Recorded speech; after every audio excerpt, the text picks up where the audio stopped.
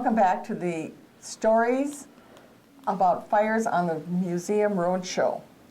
And we have with us again Arvel Thompson, who fought fires, and he also was fire chief and grew up here, so he has lots of stories. Well, left a little while for vacation. Yeah, you left a while for vacation. Getting water was a big thing because they could, and the water mains did go through.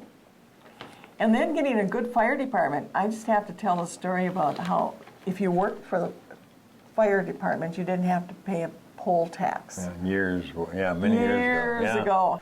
It seemed like every year there was a fire. The big one, of course, was the 1914 fire. It seems like they saved the county jail because it had a slate roof, and the library had a tile roof. There were some other big fires. Wilcox Lumber Company. Yeah, and I had a story about Wilcox Lumber. Kind of laugh. Wally Schultz. I believe the Wilcox fire was like in '45, before my time. We were living there at the time. 45. But Wally Schultz wasn't on the fire department at that time, and he said he went to help, and he remembers he's standing in the doorway, and part of the front door frame and stuff all fell down and come around him, and missed them all. Well, Frank Palm comes and says, Schultz, I think you better sign an application and join if you're going to be here all the time. So while he joined the fire department, was very active in the fire department. And well, you were telling that, who were most of the members of the fire department? Well, when I joined, like in '61, there was a group of us went on. But prior to that, all the firemen were business owners, not employees, see? Like we had Parnell Sander from the bank, L.J. Norby was in the fire department. You had like Kelly Gander who owned his own business, and Finkelson started. You had mostly business owners. And later on we went into, it got to the point they couldn't get enough firemen, so they started putting a lot of us other, employees and stuff on. And yeah. It is true about the water mains. I mean, when you put a water system in, when they went to the new million-gallon tank and increased the size, the city was expanding, looking ahead, they went to bigger sized mains, which was there to supply businesses and industrial parks, but also was a great asset to the fire department. Right. So you had, when we had the home school fire, I mean, we were pumping like 3,000 gallons, over 3,000 gallons a minute onto that fire with all the fire departments. And the city kicked their high-lift pumps in, and we never ran out of water. So, and that was good. Important. And they kept saying, well, why don't they rely on the lake? Doesn't the lake have a lot of water, As they were starting to put in their water tanks. Yeah, we had two. Whatever you call them. We had two hydrants down by the lake that pumped out the lake, but we never really used them. They weren't as reliable. Okay. But we did pump on a rural country. We did pump out rivers and creeks and so forth for water. So. And several churches burned. Do you remember any of those fires other than the Baptist? Baptist Church. Zion did earlier, before your time. Yeah. And First Lutheran, and then the Assemblies of God Church. Yes, that burned twice. Oh, did it? Yeah, that burned down, and they rebuilt it quick like, and then it burned down again. And that's where the museum is now. Where the museum is now, right. Yeah, they added on to it. And they had several theaters that burned. Yeah, one was, what did they call it? Before my time also, because I just remember the Lakes Theater and the State Theater. Yeah. And then there was Scenic, wasn't it? The Scenic Theater, yeah. That burned, but I don't know where it was located.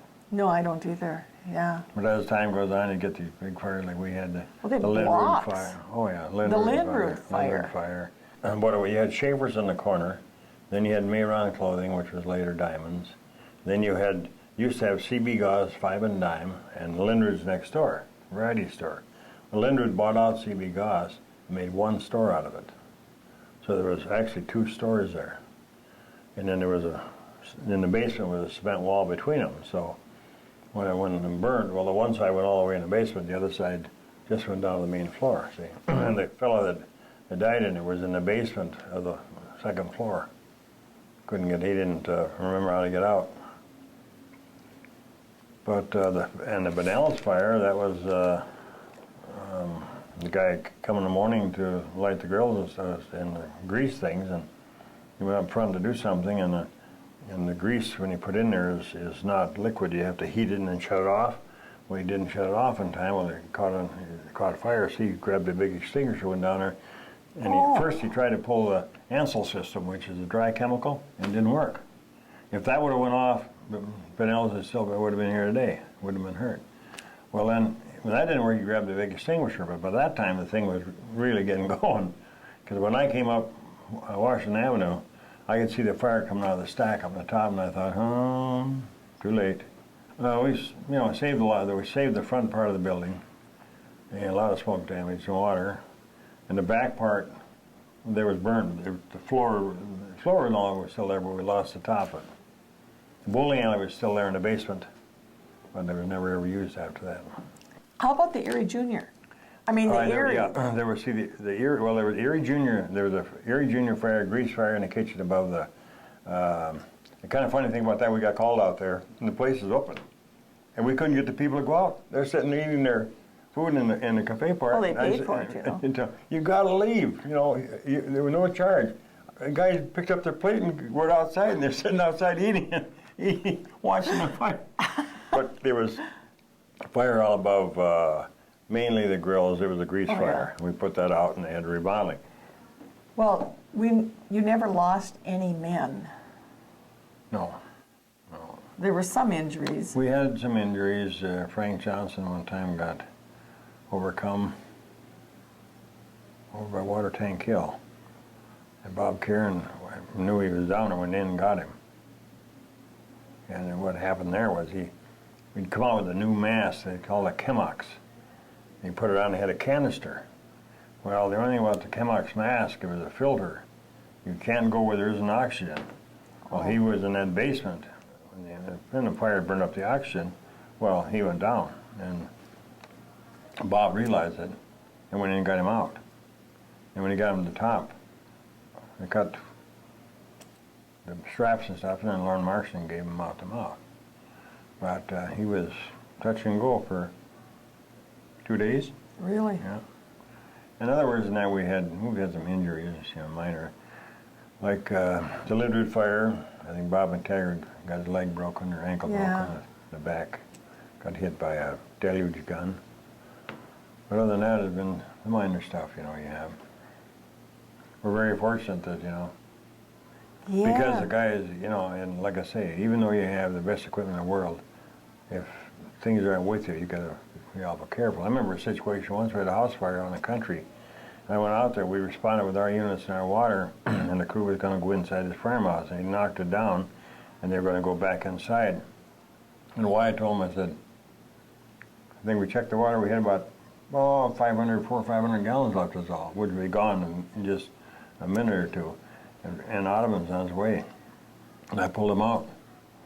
The guy said, well, we could have saved that. I said, you didn't have enough water. So that when Ottoman got there, they put it out. If they'd have walked in 2 steps, they'd have gone down into a cistern. And we could have got them out right away. Well, thank you for these stories, and we'll see if we can get some more stories out of you one of these days. All right. Okay, let me know when you're back home. Will do. Will do. And thank you.